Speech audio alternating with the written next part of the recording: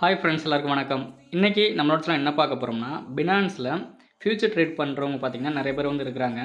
அந்த future trade பண்ணுறதுன்னு பார்த்திங்கன்னா ஒரு சில பேர்லாம் அந்த 20x 25x அதாவது நார்மலாகவே பார்த்திங்கன்னா டிஃபால்ட்டாகவே 20லேருந்து 25x அந்த மாதிரி நார்மலாகவே இருக்கும். அதே மாதிரி மார்ஜின் போர்டுன்னு பார்த்திங்கன்னா ஐசோலேட்டடுக்கு பதிலாக க்ராசஸ் அந்த மாதிரி வந்து இருக்கும். அது பெஸ்ட்டு தான். இருந்தாலும் பார்த்திங்கன்னா ஐசோலேட்டட் அப்படிங்கிறது பார்த்திங்கன்னா நீங்கள் ஒரு $100 போட்டு நீங்கள் ட்ரேட் பண்ணுறீங்க அப்படின்னா அந்த $100 மட்டும் அது சப்போஸ் லிக்விடேஷன் அடித்தாலும் அந்த $100 மட்டும்தான் லிக்விடேஷன் அப்படிங்கிறது வந்து ஆகும். இதே க்ராசஸில் வைக்கும்போது ஃபுல் அமௌண்ட்டுமே எடுத்து அது அப்படியே வந்து லிக்விடேஷன் அப்படிங்கிறது வந்து ஆகலாம். அதனால் ஐசோலேட்டட் வைக்கிறது வந்து பெஸ்ட்டு.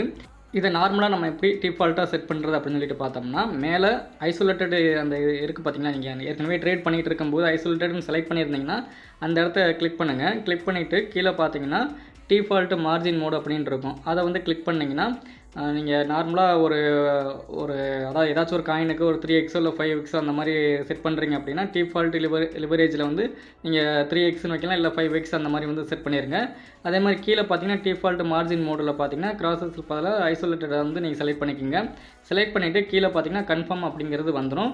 இப்போ நான் ஆல்ரெடி செட் பண்ணதுனால எனக்கு வந்து கன்ஃபார்ம் அப்படிங்கிறது வந்து காமிக்கலை. உங்களுக்கு பார்த்தீங்கன்னா நீங்கள் இப்போ தான் வந்து பண்ண போகிறீங்க அப்படின்னா கீழே இருக்க கன்ஃபார்ம் அப்படிங்கிறது உங்களுக்கு வரும். வந்ததுக்கப்புறம் நீங்கள் கன்ஃபார்ம் கொடுத்தீங்கன்னா டிஃபால்ட்டாகவே மாறிடும். இனி எந்த காயின் எடுத்தாலுமே பார்த்தீங்கன்னா டிஃபால்ட்டாகவே ஐசோலேட்டட் வந்து இருக்கும். அதே மாதிரி 5x அப்படிங்கிறது வந்து இருக்கும் எல்லா காயினுக்குமே. அதனால் இந்த இதை நீங்கள் ஆப்ஷனாக நீங்கள் வந்து சேஞ்ச் பண்ணி வச்சுக்கோங்க. அதான் கொஞ்சம் பெஸ்ட்டாகவே இருக்கும். ஓகே ஃப்ரெண்ட்ஸ், எதுக்காக நம்ம வந்து சேஞ்ச் பண்ணி வைக்கணும் அப்படின்னு சொல்லிட்டு பார்த்தோம்னா, இப்போ யாராவது சிக்னல்ஸ் அந்த மாதிரி கொடுக்குறாங்க அப்படின்னா ஒரு சில பேர்லாம் 20x நார்மலாக வந்து கொடுப்பாங்க. ஒரு சில பேர்லாம் பார்த்திங்கன்னா 5x 3x அந்த மாதிரி வந்து கொடுப்பாங்க.